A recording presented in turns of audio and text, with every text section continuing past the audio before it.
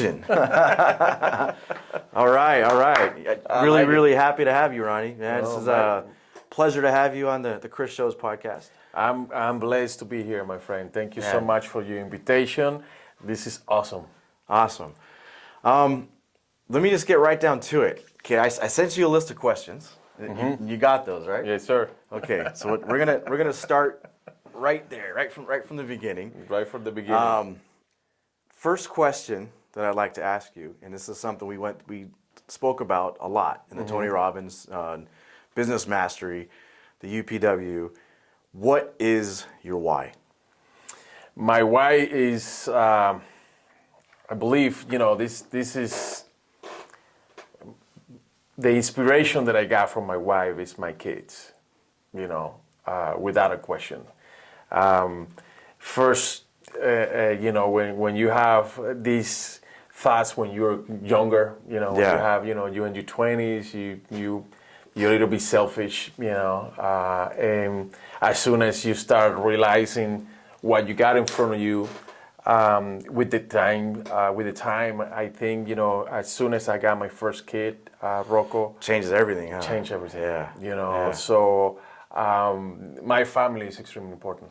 So Amen. This is my why. I'm doing everything. I'm doing everything because of them. And because I want to create a good path for my kids. As simple as that. I think that's something we always talk about, and we always want that. I think every parent has that same goal. Parent, it's without a question. We want our kids to have and do better than we had and we were. Yes, sir. Correct? Yes, sir. Yeah. Amen. Yeah, we there is no doubt in my mind, like you say, every parent will come to you and say, my kids, I want the best for my kids, or I want my kids to have what I didn't have. Of course, we have to give them, guidance to do that. And that's a fine line, right? Because sometimes you got that. You don't want them to be those privileged kids either. No. You don't want to spoil it too much. Exactly. That's the key. You want them to learn the value of hard work. And most definitely. Appreciate what they have, right? Most definitely. Yes, sir. Because going to the background where we're coming from, is different. Nowadays it's different. 20 years ago, we didn't have the social media that we have right now. 20 years ago, world's totally different, everything right? is different. Yeah. So my why it have to be in a specific reason. And it's, my kids is extremely important for me. Yeah. My two boys, and my wife, along with my immediate family, of course. Awesome. Now, back to. We want them to be better than we were, have more than we had. So another question I'm going to ask you is if you could go back, and let's just assume your 10-year-old self figured out a way to come here to the future, right now, today. Like you, at 10 years old, comes here to this time, like right now, sees your life. What are they going to think about? I mean, what do you think they're, like when they see your life and they see where you live, what you do, who you're married to, they see your children, what is going to be that thought that comes across their head? Is there going to be disappointment? Is there going to be amazement? Or there dreams that you had at 10 years old that maybe you gave up on or you switched or pivoted? Like that, what would your 10-year-old self think right now if they came right here to this room and they saw Ronnie and they saw his life? 10 years, I'll be honest with you. When I was 10 years old, I was very hyper person. Most boys are, right? Extremely. I have a reputation of I never stop. I never stop moving. And my 10-year-old boy was a happy boy. I was a really happy boy with my family. Then, bringing back, going back to those days, man, oh man, I would not change anything, to be honest with you. So your 10-year-old self would come here right now and be pretty happy. I'll do it. I'll do it that way because I think, the 10-year-old, we didn't have that many boundaries, but like we have right now. I grew up being kind of free because we have the opportunity to go outside. Yeah. We had the opportunity to to play with our neighbors, Yeah. to enjoy life, Were you playing baseball back then at 10? I did. Yeah? I did. I was playing baseball. And did you have dreams of like making it to the big leagues? I dream, of course. I dream Yeah. about being. Well, you know what? My first dream was to be a pilot. Pilot. Awesome. Yes, sir. Okay. That was always my mind. The back of my mind always wanted to be a pilot. Nice. I wanted to fly airplanes, which I did. Yeah. I accomplished that. But realistically, I wanted to play sports because Yeah. that was in my veins. Because Yeah. of my brother, because of my cousin, because of my dad. My dad was one of the persons that loved baseball. Nice. Okay. And he knew about baseball, so he introduced us. Did he into play that too? world. No, Did he he play did baseball? not. He was a fan. He was more like a fan. Okay.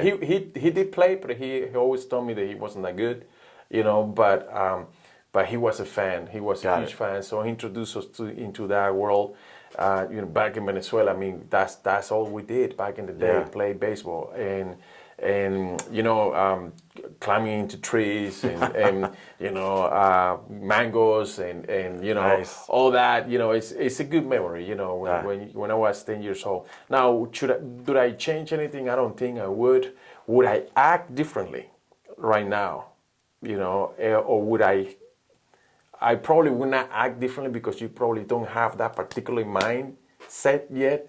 But if I told you I would be, if I have a better guidance, not for my dad, for like a mentor or for like somebody I can say, you know what, sometimes we don't listen to mom and dad when we were that young. That's typical. Yeah. That's typical, right? So this is something Mom and dad can tell you something, and then someone else says the exact same thing, and that's when you hear it, right? Correct. Mom and dad would probably tell you 100 times. 100 times, yeah. And you 100 didn't times. listen to it, but somebody told you once, and you're like, oh, really? Oh, yeah.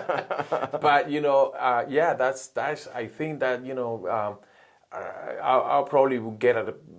I would learn. I would be a little bit more mature about listening to guidance instead of being such a wild boy. So that goes into the third question, which is, let's say now you, that time machine that 10-year-old Ronnie just came here in, you get in it and you go back and you go to 13-year-old Ronnie, because 13, that's that age when you start getting a little bit of trouble. Maybe you start maybe not making the best decisions. So let's say you go back and talk to 13-year-old Ronnie. Getting a mentor, I think, is probably the first thing you'd tell him, right? Yeah, I'll probably tell him. What advice? I mean, you've lived this life. You got 20 years now, on a little more than that. Yes. What are you going to tell 13-year-old Ronnie? How can they level up and do better, faster, learn? You know what? I would tell little Ronnie, a 13-year-old Ronnie, to focus. Focus. Okay. Focus. On what? On what's next for you. Okay. Because I will, like playing baseball, I wasn't that good. I wasn't that good of a savvy student. Yeah. I was kind of like it was difficult for me to read a book. It was difficult for me to follow, academics back in the day. If I taught you, Ronnie, right now, I would tell to focus more in academics. Okay. Because, I mean, realistically, your life will be easier if you have a better education.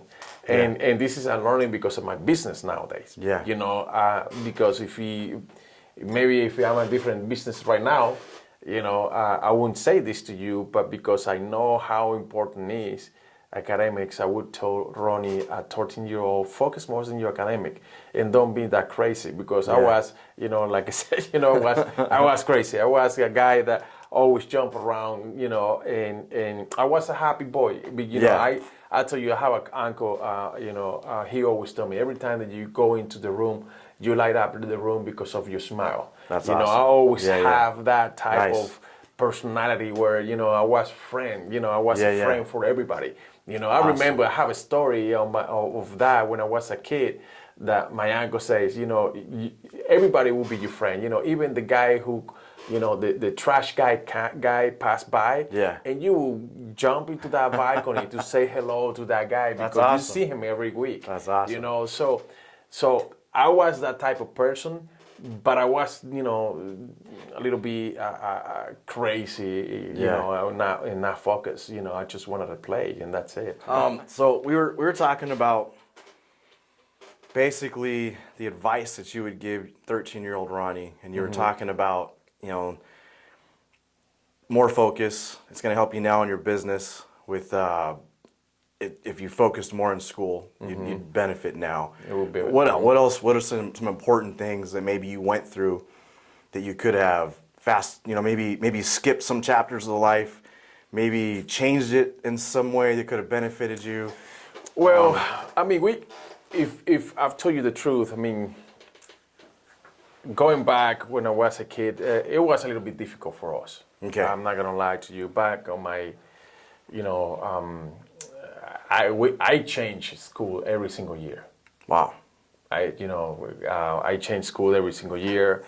My mom and my dad, they separated, family issues. Okay. And so I went with my mom, with my dad, and then I went with my mom. So, that affect a little bit, your internal thoughts and immaturity, I guess, when it comes to make good decisions, So, I cannot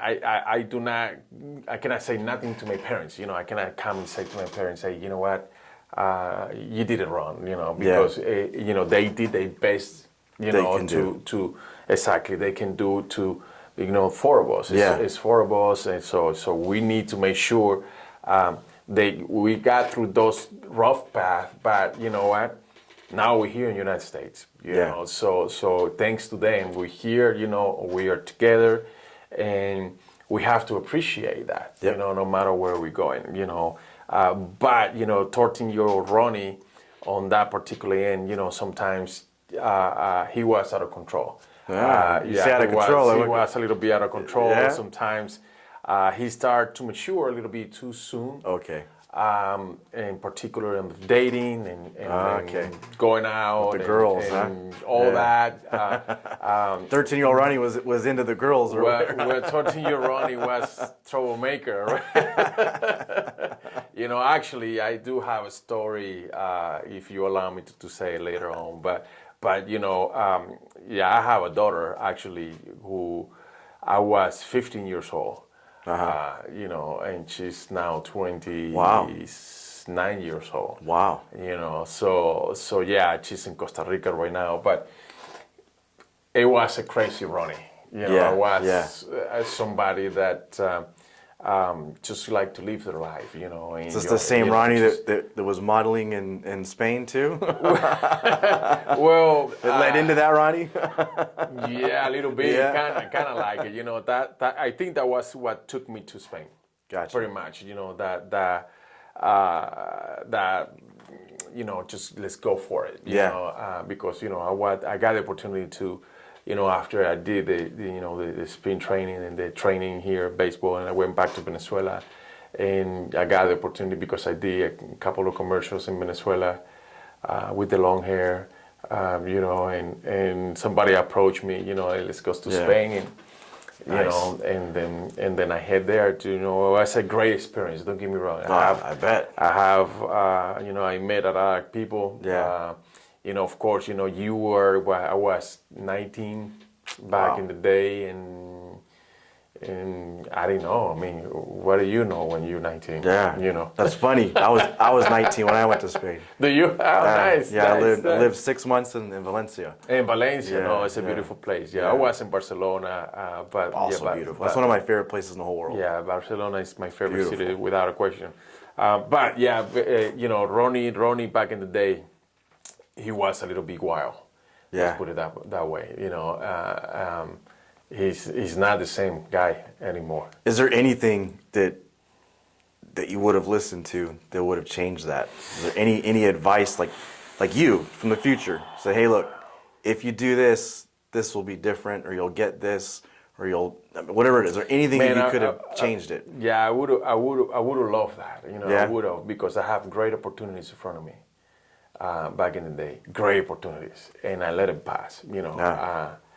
Because of the maturity, because of the wildness, because of of who cares, who cares, I'll keep going, So what opportunities what just name one that you tell yourself to go back and don't pass this one up. Well, do this one. Be in a movie, Yeah. Be part of, I got the opportunity. I got the director because I did a video, music video with this guitar man back in Spain, and I was working with them for 2 weeks making that video.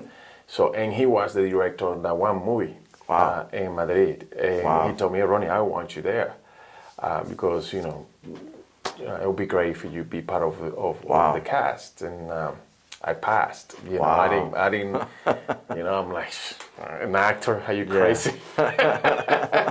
That's not me. Not you crazy, But yeah, I was,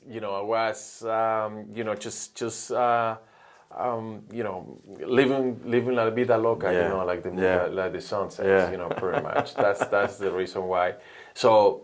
Yeah, no, I wish I would have more guidance from myself, internal self, to say, yeah, Ronnie, you know what? Don't be naive, don't be stupid, don't be crazy. This is what you have. This could be your future. This could be your future, and your family's future. I didn't even thought about the money. To be honest with you, I was making good money back then, and I never thought about I need to save. I need to, I can get a house with this. I can, invest in this. I was living. It's typical, right? Yeah. And you get at that age. Yeah. So like the farthest thing from your mind. Farthest thing. Oh yeah. You get that money, you're like, oh look, what clubs can I go to? What car can I buy? What watch can I buy? This is my let's go. Let's get that Gucci. Let's get that Gucci. Let's take nice restaurant. Let's invite the girl here. Let's invite another girl right there. So you a little bit out of control. Yeah. And this is where with my kids, I hope I can be that guidance. I hope I can have that. If they allow me to, of course, if they allow me to be their guidance, because of what I learned with the time, I think having a little bit someone, to grab you and say, hey, hold on. This is what you need to do. Hold on, you're going too fast. Yeah. Don't go that fast. Yeah. Because if you go that fast, you can crash probably. Yeah. So let's take it easy. Let's think about what you're doing right here, and can take you, to the next level, or to the next, part of your life. Yeah. Yeah. And I think that's important, for what I seen, in my past. That's what I did. Yeah, I have an agent, I have a manager, I have my family, but realistically, it wasn't what you need, what I needed back in the day. Hey, you know what, Ronnie, stay focused. Stay focused, because this could become something huge for you. It could be great for you. And then that's one of the things that I would say to myself back in the day. Slow down. Yeah. So when you're in this life and you're doing this, I mean, what you did? You were in Spain for 3 years. 3 years. And then what'd you do after that? Well, I came to the United States, and I started working in construction. Most immigrants come to United States. So I got the opportunity with the time, to. Was that by choice? Did you want to leave Spain at that time? Were you done with Spain? I got to a point in Spain where everything was so wild for me and so crazy that there is this particular December. I remember, I believe was New Year's Eve, and I was by myself in New Year's Eve right there, drinking and having fun, and and it was about 6 in the morning. I remember, and I was walking to my apartment, which is a very tiny apartment, and I was crying. I was crying because I feel lonely at that time. I feel like, what are you doing here by yourself? This is not the place for you. So I guess I needed that family warmness that most of the people need. And some people is very independent, which is great. Yeah. But back in the day, I was extremely independent. I'm still am very independent. But you need your family. Yeah. You need your family. Yeah. No matter where you are, you need the family. And I was there. Back in the day, we didn't have the technology that we have right now. You used to use a payphone. You need to buy a car in order for you. So that was expensive though. So that was something that you didn't have much connection with your family like you do right now because of technology. I don't know about you. I remember, and back then it was I would write letters back and forth. That was it because there was no internet. There you are. I wasn't that guy. Phone calls were expensive, Very expensive. I would do like once a month. Maybe I do a phone call, but my letters were I had friends, girlfriends, my family, and it was like it took about a week for them to get the letter. It was like a week, and then you had to wait a week to get it back. So if you write that letter, you're waiting for 2 weeks to see if you can get that letter back, right? Yes, exactly. I've been in that same situation. That's my boat, So I didn't, I call probably once every 2-3 months. Yeah. So I was like, And you can only talk for like 5-10 minutes, right? Because it's expensive. Yeah. Oh yeah. Hey, how you doing? How's everything? Okay, I'll see you soon. I'll talk to you soon. People forget for my that. dad, I remember for my dad in my mouth, it was very hard. It was very hard. I remember when I went back to Venezuela from Spain. I went to Venezuela, and then Venezuela, I came to the United States. And I went to Venezuela, and my dad told me, what happened to you? Like he saw me so skinny. Wow. He told me I never felt this pain before on any of my kids. Wow. And I had it with you when I saw you, coming down off the airplane because I was, just crazy, back in those days. So, but thank God, everything changed. Yeah. Man. But it's a wire, and then I came here to the United States. So I had opportunity to start working again on the industry and with acting and modeling. So I had a few gigs, a few jobs here and there, magazines and runways and commercials. I was in a couple of commercials, national commercial, which was very good money. I had opportunity to work with Michael Jackson, Nice. One split over the second right there. I was there. Nice. And as I mentioned before, we talked about it before. I had an agent, and unfortunately, he told me, because my accent, he says, you know what, Ronnie, I can't send you to this audition because of your accent.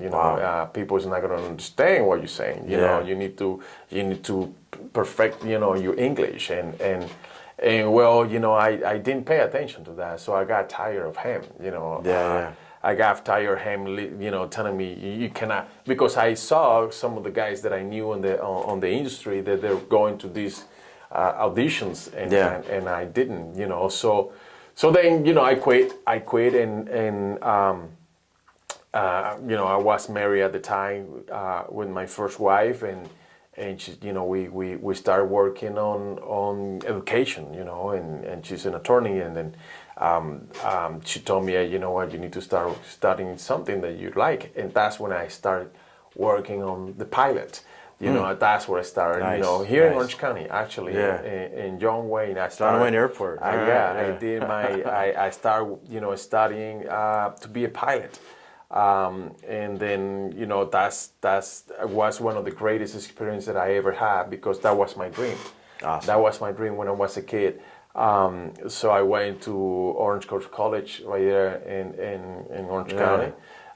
So I did my, my degree right there, my 2 years, with aviation, pretty much. And so I have a few hours of flying time. About 320 hours, something like that. Nice. Of flying time. That's more than a few. I stopped because it got too expensive for me later on. Yeah. That was a great experience for me. That's my first solo. Do you still fly? No, not anymore. I want to. I want to go back. I want to go back. I was actually today in the beach, looking those airplane going to, right La there, Jolla. right? Yeah. And I that was my route, every time that I come to San Diego. Wow. You go to San Diego to Orange County, you pass through La Jolla all the time. And I mentioned to my wife, hey, that was me. But yeah, then I entered into the construction business after that. And I got introduced with this guy, and I started working in construction, and then I moved to Phoenix, and then from Phoenix, I met my second wife, and I have my 2 kids now. Beautiful wife, and I can be any grateful than awesome than the person that I have right now, and from there, I started working in construction. 2008 hit. And it was a big problem tough for a lot of people, right? With a lot of people, and in those days, that's was very difficult because we lost business. We lost. I was a subcontractor for 8 companies, and we lost all those contracts, and then that was a rough time. It was a rough time. Especially if you put money into real estate, it was a rough. I lost 2 houses in 2008. I had just moved from Hollywood to San Diego. I left my restaurant on Sunset Boulevard. I came to San Diego because I was kind of losing myself. Same thing. I was crazy. It was like it's like money's good. It's like you're around all the celebrities. It was cool. Came here to San Diego. My brother-in-law was doing real estate appraisals. I got into it. And at that time, right before it was about 2006. So booming. Oh my gosh. I was doing 10 appraisals a day. Wow. Every day. Wow. Not sleeping, making literally more money than I was making on a Hollywood bar, which I made good money. I was making more money, and then 2008 hits, Then it just, and I'm in real estate. Lose the houses, lose all the cars. I had all kinds of stuff that I had been saving and did. Well, yeah. What do you do? Very right? much. Did you rebuild? What'd you do? I even went to a BK. Yes, me too. Me too. I have to. I did the same thing. We had my wife and I. Between the 2 of us, we have 4 houses. Yeah. And we have to just let it go. Let it go because of the economy, and it was a rough hit for us, big time. And then we have our kid right there, our first son, right there, So what'd you do? How'd you get past that? What did you do? Well, I got the opportunity to meet this guy that I was doing a remodeling on his place. Okay, and he's a speaker, a keynote speaker for student athletes. Okay, and he was the one who introduced me to, the recruiting world. Got it. So he's like, this is what I do. This is what our business is all about. And because I'm a former athlete, and I always loved sports, and I played baseball, and that was my passion, to play professional. My brother played professional, like I mentioned before. My cousin, wow, this is beautiful, so immediately, I got my degree on business. Around those times, I went to the university. I got my degree. Really? So I did the same thing. So you did. Beautiful. I went and got my MBA, my master's. There you are. Yeah. So I got my degree in business, nice. and that's what I'm like. I really like what you're doing, So let me work for you. Let me. So this is let where me learn. So that's was born, huh? This is where iSportsRecruiting. That was it. iSportsRecruiting started. Awesome. I started growing. Literally. That guy was. So you made a pivot. Yeah. You made a decision. You rebuilt yourself. You went back to school, and you made a pivot. I did. So pertinent to right now in 2020. We're going through the same thing right now, same right? Thing. Like the same thing all over again. Right now it's such a... We've been there, done that. We're experienced. Most definitely, But now we're different because we're learning about we cannot let this situation hit us again. Exactly. That's where we are right now. We're warriors, right? We're warriors. There's no doubt. Nowadays, I mean, you have to learn from your mistakes. Yeah. You know, and you know, every leader will tell you, you know, you need to, you know, learn from your mistake, and no matter how hard you get hit, you know, you hear that all the time, you know, motivational speaking, you know how hard you get hit, you have to get back up and then be stronger, you know, on those decisions. And that's what I start focusing more in education, and that's what I start focusing more in, like, okay, now I understand more about how important it is to have a degree, how important it is to continue, you know, to have a master, how important it is to be focused on your future, you know, because there is a world of opportunity in front of you, without a question, if you continue that. It is important. It's important. You know, we all have a mission right here on this planet. This is my I always thought about this. You know, I always say we always have a mission. You have to do something that is going to take us, you know, to that one peace of mind that you're going to say, you know what, I'm happy right here. You know, this is good. This is my place. You know, so I met this guy, and he introduced me to the recruiting world, and you know, how to play at the collegiate level, and how, you know, go through all the sports scenario. And you know, I learned from him for a good 3 years. You know, he took me to under his wing a little bit on some of these presentations, you know, and he always liked my story of me playing baseball all my life in Venezuela, and then almost playing professional, but no one told me you can play collegiate level. You know, you can play, you know, any school in the United States, and they will pay for your education. You know, so that I didn't know. Had you known that before, right? I didn't know. Had you known I that, have to ask for a student loan or for me to go to college. Yeah. You know what I mean? Yeah, I'm still paying student loan. Me too. I'm still paying my student loans. Yeah. Because if I don't do it that way, I have to go to FAFTA. I have to, you know, ask for the government to you know, to give me a loan to go to college. You know, and then, to be honest, if you play sports and then you have the opportunity. Is this kind of what drives you to do what you do? Because you could have gone to college, got a full ride, and who knows what would have happened there. Correct. If someone was there like yourself that could have guided you in that direction, without a question. So this is why you do what you do. This is why I do what I do. It's a passion for you. This is why I do what I do, because, man, that's you know, awesome. When you're a kid, when you're 16, 17, you know, 15 years old, 18 years old, we think we know. We think we know everything. Think you know. You know, and like we mentioned before, your parents would tell you something, and you know, it goes by, right? Yeah.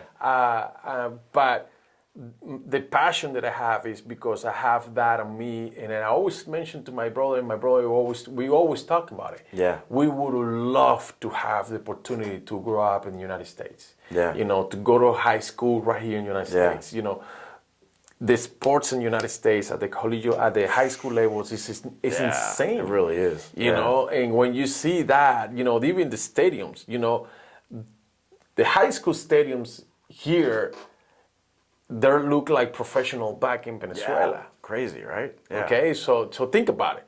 So our practice was in rocks constantly. Yeah. You know, we have to, you know, move quick. Yeah. In order, because sometimes the rock will, you know, if you play baseball will hit you hard. Yeah. You know, and then you have to really. That was a practice. I'm not lying to you. We grew up. You know, we didn't have many. Our balls, we have to create it with tape. Wow. Yeah. Our sometimes our shoes, they were too tight, or they're broken in the bottom part. Just made they it work, a hole. Right? So when you go through that, you know what I mean. Even though that your parents will help you through try, it was tough. You know, when you have a family, 4 kids, and you know, it's tough to buy things. You know, like in the United States. I mean, you have everything in front of you. I know. You have everything. I mean, you are the high school level, and you have all these gears. You know, these shoes, these gloves, the bats. I never had a bat in my life. Ever. Me, myself, that you told me, hey, Ronnie, this is your bat. Wow. Never.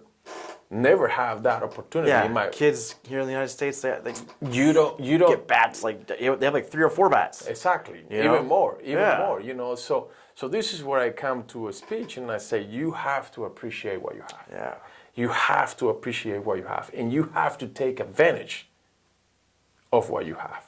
Yeah. Realistically, because what happened It's is being grateful, right? I mean, that's most definitely is right there in front of you, right there. especially here in the United States. So you need someone that is gonna open, more doors for you, because you can do it yourself. Yeah. Most definitely, you can go try to reach schools here and there, but the average in the United States, the average in statistics, the average, family-wise, if you go with your kid and you say, okay, I'm gonna have, my kid play at the collegiate level, you're gonna reach between 10 to 15 schools, and you're done, and you're tired. Yeah. In the United States, there are over 2,000 universities Yeah. that you can approach. That's a So lot if of you opportunity. use something like, if you use a platform like iSportsRecruiting, like myself, you can use iSportsRecruiting, and it's going to take your name in front of thousands of universities. Wow. You're talking about 15, 14, 18, 1900 universities.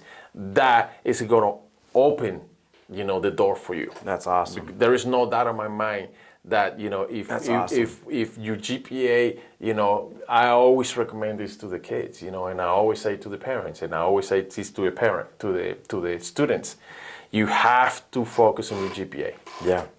The better GPA you have, Well, it's so competitive these years. the more opportunity. Yeah. Nowadays, I mean, So competitive. you have 8 million athletes, 8 million high school athletes in the United States. Wow. 8 millions. Wow. Only 635,000 goes to the NCAA. Wow. You have some goes to NAIA. You have some that goes to the junior college. So around 900,000 kids go on a yearly basis to and play at the collegiate level, and you have 8 million student athletes, high school athletes in the United States, not counting international athletes. Small percentage. Not counting international athletes. You know what I mean? So Yeah. that's So these colleges they get the best of the best, basically, right? There's a whole lot of kids to choose without from. a question. Yeah. Without a question. It's recruiting is not one day to another one. Yeah. You have to understand that. If you're a student athlete, it takes time. Yeah. Coaches have to get to know you little by little. Yeah. Average on my side, average athletes that get a scholarship is about 4 times knocking the door on the coach. Wow. 4 times. If you approach it once, nothing's going to happen. Yeah, you yeah. have to be there constantly. Yeah. You have to be there. Gotta keep constantly. asking, right? Be persistent. You have to be persistent. And then, having a system like iSportsRecruiting, you're going to be able to upload all your information. You're not going to have time to do that by yourself. You can have a coach. Yeah. You can have a club coach, a high school coach telling you, "Oh, I'll help you." That's not going to happen. I'm not going to lie to you. Well, that's not what they do. They're coaches at the high school level. Exactly. That's what they do. If you're a coach in the club or you're a coach at the high school level, with all respect, I'm not irrespecting those guys. They're busy. Most of them got a they're lot to teachers. do. Most of them teach. they're teachers. Exactly. Most of them, they practice, and most of them have games. Yeah. You tell me When you have the time. when you're gonna have the Yeah. time. To do that. When you're gonna have the Yeah. time to send Yeah. or to contact 8 or 1,400 universities. So, what about now with most of the schools closed? Like, what are these? Well, what are they, COVID. how do they reach? What do they do now? Well, they're still open to recruit. Okay, that has not stopped yet. COVID-19, what they've been doing is expanding the dates of recruiting. Okay. Instead of they calling contact period, death period, all that. So they extended the death period all the way to January 31st. December 31st, 2020. Okay. This is going to be important because then these kids have the opportunity to keep going and approaching, especially the senior years. But now, COVID-19 has stopped many sports, at the high school level and club level, and many states are not. Some of the states are active, but you really, student athletes have to understand that college coaches are in the same boat that we are. Yeah. Everybody's in the same boat right Yeah. now. So it's difficult for them to make a waiting decision too, because, right? because Yeah. why? I mean, think about if you're a coach, coaches have interaction with the kids every single day. Yeah. With the student athletes. Every single day they go to the gym. Every single day they see them training. Yeah. Every single day they see them in practice. So they have a better understanding, psychological and athletically, where the athlete is, in order for them to say, okay, this is the guy, is going to be the starter on my team. Yeah. You know what I mean? Yeah. So nowadays, everything is online. Nowadays, everything is virtual. Yeah. So it's like, okay, it's difficult for them. I mean, I feel, I understand those guys because it's difficult. But this is a good time. This is a good time to keep approaching those guys because you have more days to keep working on the recruiting. So now you have more time, within you in order for you to create your highlight videos, in order for you to improve your GPA because maybe you're not going to the school because it's closed, you're doing it online to focus a little bit more in order for you to next year, have that success, So iSports recruiting it generates a world of opportunity for the kids without a question, without a question, because it's important for them to have their future set. Yeah. And that's what I say to the parents. It's a mindset thing. Well, I think the really cool thing about college sports, sports in general, I think, I learned a lot of what I learned from sports. You learn how to be a part of a team, Correct. Fulfill your role towards a goal. The team has the same goal. You have a specific role to help reach that goal of winning. And I think at the college level, it's just even that much higher. So I think, literally, if you can make that happen for somebody, their whole life would be different. I think, I don't know what the numbers are, but I bet you anything. You go back and you look at high level anything, executives or just high level in life. And if just take that as a general whole, take the athletes and compare that to just an average person, I bet you those athletes are just so much higher. So much higher. Operate at such a higher level. Well, there is it's been driven into them. It's been part of their practice for a long time. You hear something important, which I have been in presentations where I see corporations talking about that. I see corporations that they're talking about athletes. Why? Because they prefer to hire an athlete than someone who was not an athlete, because as an athlete, you learn how to lose. Yep. You learn how to win. Yep. You learn how to communicate with your teammates. You learn how. So that when you bring that into a corporation, it's much valuable than. I can see that. Than makes a a lot person. of sense. It makes sense because if you lose a game, you like, okay, let me see what can I do to not lose the adjust, next one. right? You adjust. Let's right adjust. away. Let's figure this out. So what mentally, can we do? mentally, you are prepared for that. And then you probably get up earlier the next week. Maybe there's an extra practice that coach made you do because you lost. So you got that drive and that thick skin. Yeah, without a question. And another thing is, if the coach is telling you something, you listen because you're coachable. So you're coachable. Yeah. So for the corporations out there, without a question, student athletes are extremely valuable. I can see that. I can see that. So I'll hire a student athlete, with my eye closed because I know they can be a team player. Yeah. And that's what you need in your corporations, without a question. Any industry. It could be any industry. Then you have a student athlete right there. This is why it's so valuable, because to bring these kids, some of the people, I'm gonna give you a good example. Is some of the people think that they're not good of an athlete to play at the collegiate level. Some of the athletes, some of the parents say, they might not have the chance, because quote unquote they're not called blue chip athlete. Yeah. That's only 1.2% of the athletes in the United States. Yeah.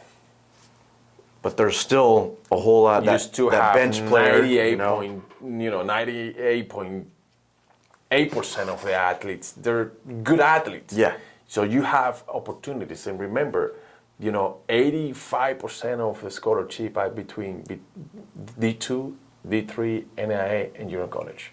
Yeah. Okay, so a world of opportunity on those divisions. Yeah. You still get the experience. You don't have to be in the Pac-10 schools. No. You don't have to go to the big time names. To UCLA to the ASU to Alabama I mean, yes, if you're that type of athlete, excellent, beautiful. I congratulate you. Let's jump on it. But there's many universities out there that will give you a lot of money in order for you to go and play at the. And that's awesome. So you get the free education. You still get that experience because the program. Your local college or state college or even a junior college is still not that much. You're still doing practice every day. You're still getting through the game. You're winning, you're losing. Correct. All those experiences that made that athlete who they are. Correct. You're getting it. You're getting it. Even if you're on the bench half the time. If you're on the bench player and you only play 1 minute in the whole game, you still did that whole week of practice before that, just like everyone else. Yes, sir. Put in the same work. Yes, sir. Got the same lessons, same discipline, same feel of victory, and same, that pain when you lose. Yeah, without a question. That's the reason why I mentioned to parents, explore. Yeah. Explore. Let's be, you need to start, it's a lot of competition, as I mentioned before, it's a lot of competition. You have social media, you have everything, a lot of, competitive platforms out there. So you really need to catch the eye of those coaches, and it takes time. It's not one day turn out. Yes, my record, I'm going to be honest with you, my record is 4 days. When I send a profile to this university, and 4 days I got an offer. But that's one that happened to me once in 9 years. Wow. So what's the average? I would say, how long? Working 2 years, a year? No. How long do you have to stay out? I would say, between 7 to a year. Okay. So this is important too. Nowadays college coaches are recruiting, 2-3 years ahead of time. What I said, wow. I think, here in California, trying to snatch them up here early. In California, a couple of years ago, a guy committed in 7th grade. Oh my gosh. 7th grade. Wow. Imagine that. So, so you have to start as soon as possible. Yeah. You have to start as soon as freshman year. Everybody says that. I always say you have to take action, but realistically, if you take action before me, you're gonna win the competition. Yeah, that's what I mean. You're gonna be in front of me, man. You know what I mean. So it's a role of, crazy. You really need to understand that. It's not because I want you to pay for my services. No, it's just realistically, this is how college recruiting works. And I have studied thousands of hours about college recruiting.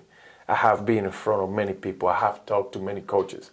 And I see that it affects when you say, "Oh, I'm gonna wait. Let me take it easy here. Let me wait one more year to start approaching these coaches, or I haven't heard from anybody yet. Let's see what happens." Nothing's gonna happen. Nothing's gonna happen. You're not gonna recruit. If you're a senior, it's not impossible to get a scholarship. I'm not saying it's impossible, but most likely you're gonna play Division II, Division III, Division or NAIA. Yeah. It's all depends. So, iSports recruiting it's a good platform for student athletes without a question. We work very hard, thousands of hours to put this platform together. We are within the 5% of the NCAA certified institutions. That being said, we're following all the regulations by the NCAA. So that's very good. That's very good for the student athletes. So it is a platform that you have to take advantage of. We try to implement new tactics every day. We try to help the athletes every day. And it's important for us, for them. Our goal is for them to obtain, a great scholarship. So it kind of seems like it would only make sense for every single high school athlete out there to find a recruiter. You know what? I would say without a question. Because without the payoff without is, a question. I mean, now, because the return of the investment that you're doing is no one is going to give you that. Let me put that up front of you. So why? How come they're not doing that? How come is it a lack of education? I mean, what is it? Some people have doubts. Okay. Some people don't believe, and I respect that, Yeah. I mean, some people say, oh, no, I can do it myself. Okay. Good for you. You can do it yourself, like I said, but it's going to be a lot harder. When you have you have a platform like this, it's a tool. It's a tool. When you go to change your tire, you have a tool. When you go to the dentist have a tool to fix what you have. That's exactly the same. This is a tool for the athletes in order for them to have a better opportunity and open more doors without a question. And it's something that's going to give you a return. It's just valuable, extremely valuable, because you can buy a stock. Yeah. And if you buy a stock, you might lose, okay, or you might win a little bit of money. Yeah. Let's be honest. You put $10,000 in the stock market, and you probably will say, it might take a while for you to receive $20,000 out of those 10,000, right? Yeah. Am I right? I mean, Yeah. I'm not a stock person, but I read a little bit about it. Yeah. Now, if you put a little bit of money here and your return is 120,000, 148,000. Like my last scholarship, one of my athletes that I have is $158,000. Wow. Yeah, that's insane return on your investment. In Redland University. So you tell me who's going to give you that return of investment? So thinking about that, I mean, it's like without my eyes closed. If my kids, I would do it. Because, and it's not just that. It's just it's more than nothing. It's for the power that you can give to these kids within the future. Yeah. You know what I mean? The knowledge, the like you mentioned, the being a play maker. I mean, anything. It's a big. Yeah, it's a great opportunity for families, not just for the student athlete, but for the family as well. Yeah, it seems like a no-brainer. It really does. Yeah, I'm thinking it's an education problem. People just don't get it. People don't get it. Yeah, people don't get it. Just like anything, you don't understand it, so they don't really trust it. It's more of an education deal. Yeah. It's more of I know for a fact there are some recruiting services up there. They're not doing their best job, let's put it that way, and sometimes people will hesitate for that. But some of the recruiting services up there are doing a good job. And iSportsRecruiting is one of them. Yeah. Yeah, it seems like a no-brainer. I mean, it's a small investment to pay to get that huge investment, a full ride to college, all the experience that comes with. Yeah, it seems like a pretty cool thing. Without a question. Awesome. I would recommend it. It's not because I'm the founder of iSportsRecruiting, but I would recommend it to anybody there. I mean, it literally can change someone's life. I mean, correct. Correct. You have someone that's, especially let's talk about inner city at-risk youth. Mm-hmm. That literally that chance to go to even a junior college and play sports might be all they needed to not end up dead or in jail or who knows, selling drugs or doing something else. If they get that chance and it's a full ride scholarship and they get to go there, that could literally change someone's life. Well, you can get, if the full rights change, you have to really make a good impact academically and athletically. But most of the people will get 60, 70, 80%. Which is a huge saving. It's a huge saving for families. By the time that you do the math, but it's still, it's something that you mentioned something important. You mentioned something important right now, that you take your kids out of trouble. Yeah. You could and sometimes some of the families that I've seen there. With the experience that I have, with interviews that I have in the past, and I got approached of some of the families that they don't have money to pay college, and I have seen many athletes out there where they don't go to college because they don't want to get in debt. Yeah. Yeah. You know, so realistically, you know, doing something like this, you know, it can give you a better opportunity. Yeah. You know, without a question, a better opportunity in order for you to Really, yeah. I mean, seriously. So if you don't do it, it's because, well, you know what, I'm sorry, but you know, it is the truth. You know, I seen that, and before I found, you know, before I started working on my own business, sports recruiting, you know, when I had the other company working with, I got an interview, and I talked to few families like that, you know, and that's what I say. Oh man, we need to change something right here. Yeah, for sure. We need to change something right here. You know, especially the Latino people. Yeah. You know, especially the Latino. You know, Americans, they have a better understanding of that recruiting process, and they take advantage of that. Yeah. You know, but I have seen many, Latino families were great GPA, great athletes, and they just stay. They just don't. They just don't do it. You Wow. know, they're afraid. Wow. You know? Yeah.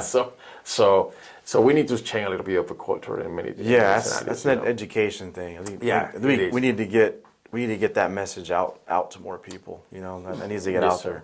there. Yes, sir. And doing this with the podcast right now is, you know, it's crucial. You know, we It spread is. it. You know, put it for social media here and there. You know, hopefully somebody will get. Yeah, to that's the listen. thing, and this is going to go out, and our audience will hear it. And there's, I mean, this is just a small piece of everything that's needed, and a small piece of the pie.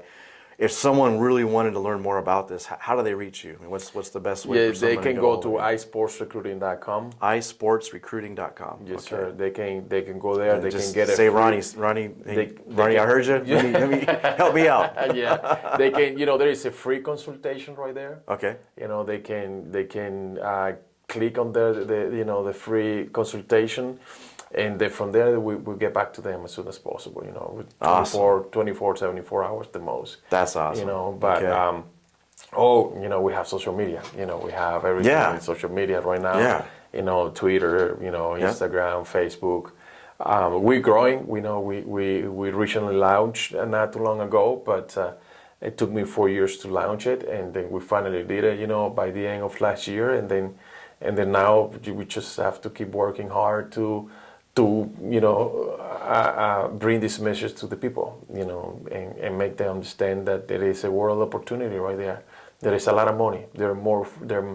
You know, athletically speaking, there are more than $3.6 billion on a yearly basis, and academically it's more than 11 billion. So, Wow. so imagine that, you know, so on a yearly basis. Yeah, So I know, that's crazy. It is a business for universities. Yeah. It is a business for universities, and this is not going to stop. You know, so if you have a kid, if you have, you know, an athlete within your home, I recommend you to do it. You know, look for that opportunity. Yeah. I mean, like I said, you know, go to iSportsRecruiting.com, you know, and we will get back to you as soon as possible. Awesome. Well, it's been a pleasure, Ronnie. My pleasure. Glad to have you on the show. Thank you so very much. Happy to be the pioneer of this new adventure. That's it. I like it, man. Well, thank you Thank very you. much. Thank you so much, We'll man. do it again soon. I'm going to invite Yes, you on the sir. show again soon. Yes, sir. You're gonna be We're on going to my follow up podcast with as well. Esteban, my nephew. Just we filmed some stuff. He got to meet Ronnie today, and he's going to be a success story. So stay Yes. tuned to that. Yeah, stay tuned. because Maybe we're we'll gonna have do- him on the show too. Yes, to talk sir. about Without it. a question. Once yes. he's in college, wearing that jersey. We love it. All right. Thank Thank you. man. All right. Appreciate it, man.